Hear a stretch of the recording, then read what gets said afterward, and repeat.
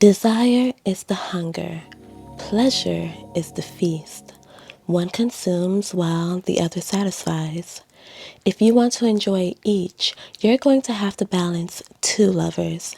Hedonism, which is wild and untamed, and Epicureanism, which is all about refined tastes. One craves the rush, the other craves the afterglow. The secret to having both is knowing when to sip your wine and knowing when to drown. My name is Lillian, and I'm here to help you navigate your love life and your sex life. If that turns you on, then like and subscribe. I love you. I'm a pleasure seeker. I seek material and sensual pleasures, but too much of it can be detrimental, and it has to be mitigated with mental and emotional peace so that my highest goods are the feelings of happiness and ecstasy and peace and contentment. Knowing when to have a slow burn and when to start a wildfire is the key to living a balanced life. Tonight, we're going to talk about two life philosophies that will help you live a life of ultimate good. Epicureanism and hedonism. They both focus on the pursuit of pleasure, but they approach the concept in very different ways. Hedonism defines pleasure as the ultimate goal of life. It prioritizes immediate gratification and sensual pleasures like food and drink and sex. Some hedonists have a short term view of life. They seek pleasure in the moment, even if it leads to consequences later on. I think of hedonism as the consumer with the open mouth. It's never satisfied. Now, Epicureanism is a school of thought that focuses on achieving tranquility and the absence of pain. Epicureans value long-term pleasure, emphasizing mental over physical pleasures. They advocate for moderation, self-discipline, and understanding the nature of desire. They believe that natural and necessary desires like food and shelter should be satisfied, and that unnecessary or vain desires like luxury or fame should be avoided.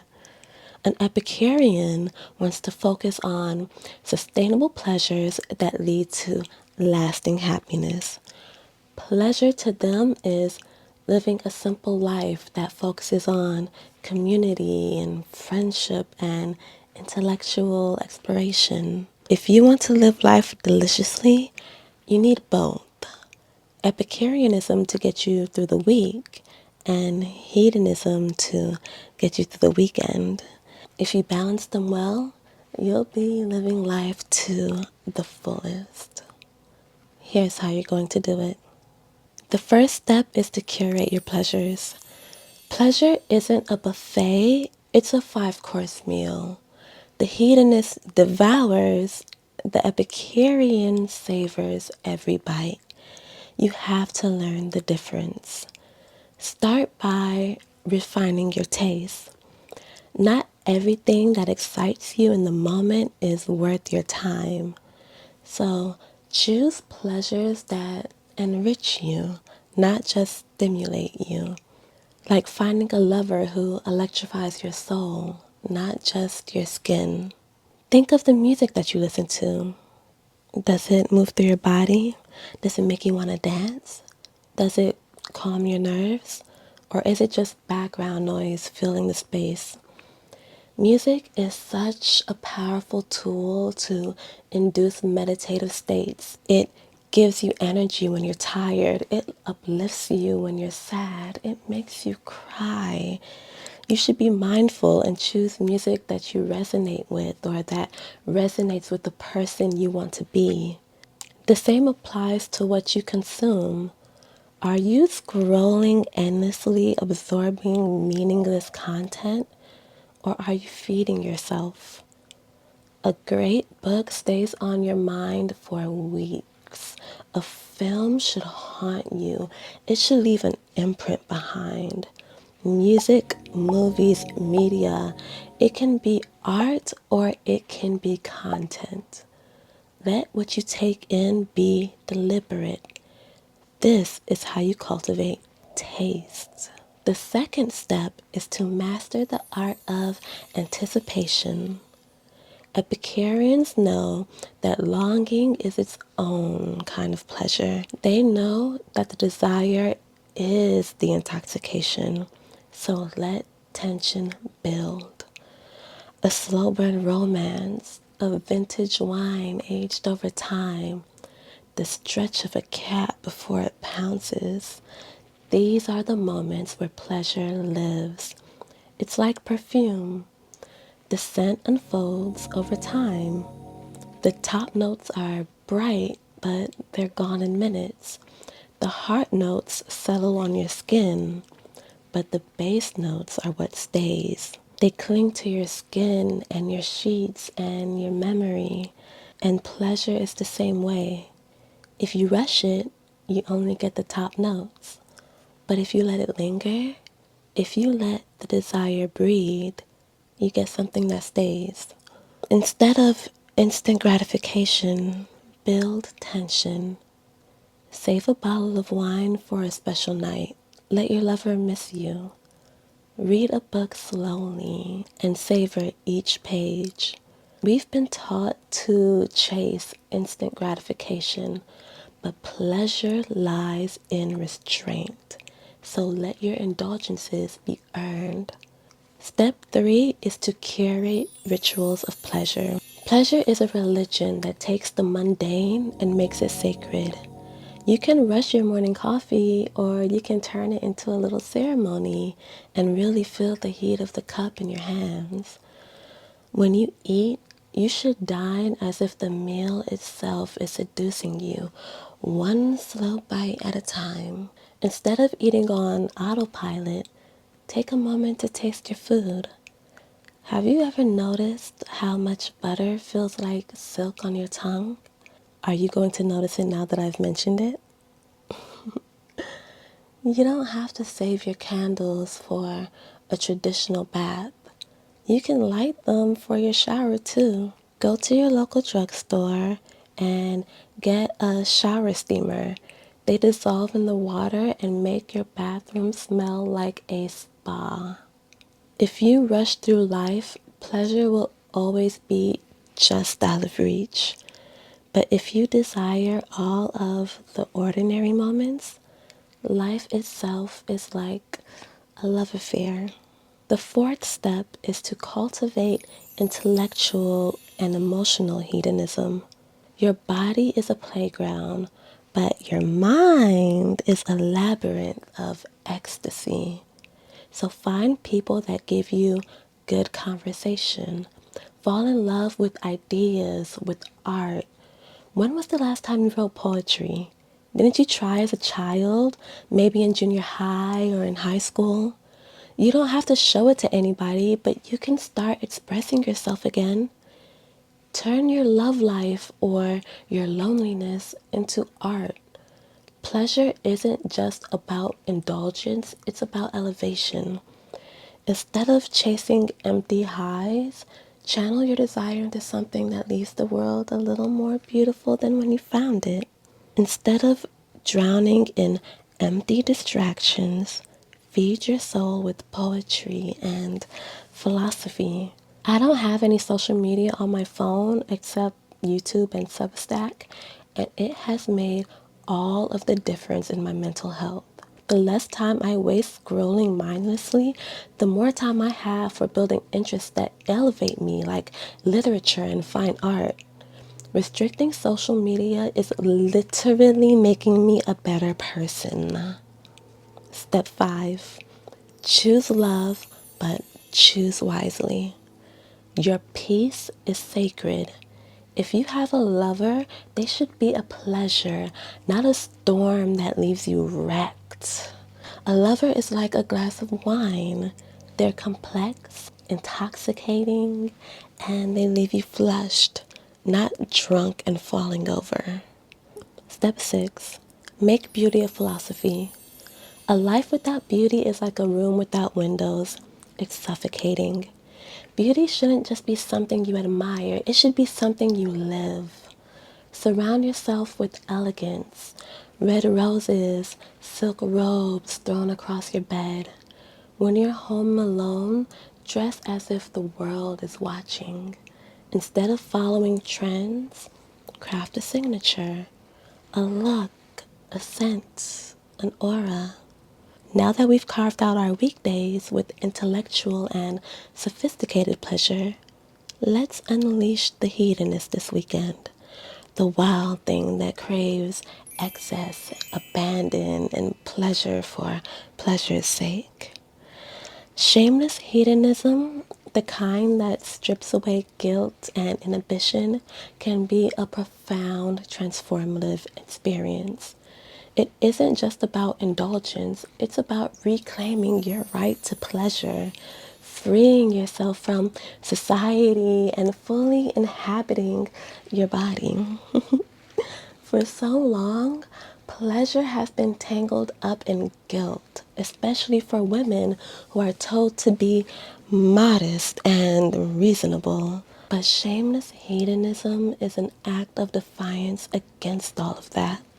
And it's going to help you unlearn the idea that joy has to be earned or restrained. It forces you to be present because desire is always reaching forward, but hedonism drags you into the moment, demanding that you feel what's happening right now.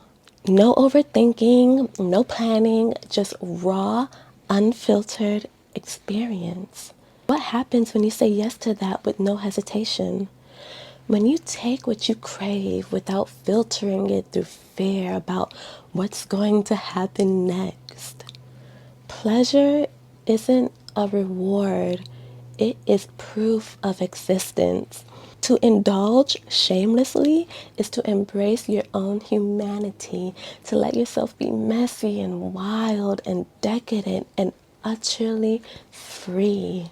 Shameless hedonism isn't about excess for the sake of it, it's about permission.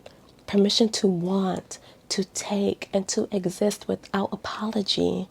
And that is a kind of power few ever dare to claim. So, let's start our weekend with step 7.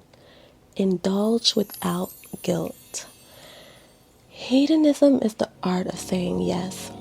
Yes to excess, yes to temptation, yes to pleasure so intense it leaves you breathless. Epicureanism whispers about moderation. Hedonism laughs and orders another round. Indulgence is only a sin if you let guilt sink its claws into it. So strip shame away from your pleasures. If you're going to drink, then drink. If you're going to eat, then feast. If you're going to love, then do it with every inch of yourself without second guessing. Pleasure thrives when you surrender to it. So if you're at a party, close your eyes, feel the bass in your bones, let the people watch. If you're with a lover, don't rush. Fuck him slowly, deliberately. Sometimes hedonism is about reckless abandon, and sometimes it's about presence. About sinking so deeply into the moment that nothing else exists. Instead of measuring every indulgence, lose yourself in it. Your body was made to feel and taste and devour, so let yourself be consumed. Drink your wine straight from the bottle and then dance until dawn. Pleasure isn't a sin, it's a birthright. Step 8. Chase the high. The hedonist doesn't hesitate, they leap. When you get off work on Friday, run head first into the night and don't stop until the sun comes up. Friday night belongs to recklessness, to impulse, to the thrill of saying yes before your mind has time to argue. If you're at a bar and someone catches your eye, hold their gaze a little bit longer. Build the tension. Let them wonder about you. Maybe they'll come over, maybe they won't. Either way, you're being bold and learning how to flirt, so you've already won. If you're presented with an opportunity that makes you a tiny bit nervous or feels just a little bit dangerous, you're on the right path. Go skinny dipping at night. If it's just you and your friends in a pool, why do you need bikinis? Say yes to an adventure you wouldn't normally take. A spontaneous road trip to an unfamiliar part of the city. The moment is seductive. Don't overthink it. There is a time for restraint and there is a time to burn. Instead of tempering your desires, stoke them. Let yourself be completely, utterly lost in pleasure. Because what is life without a little crazy? Step 9.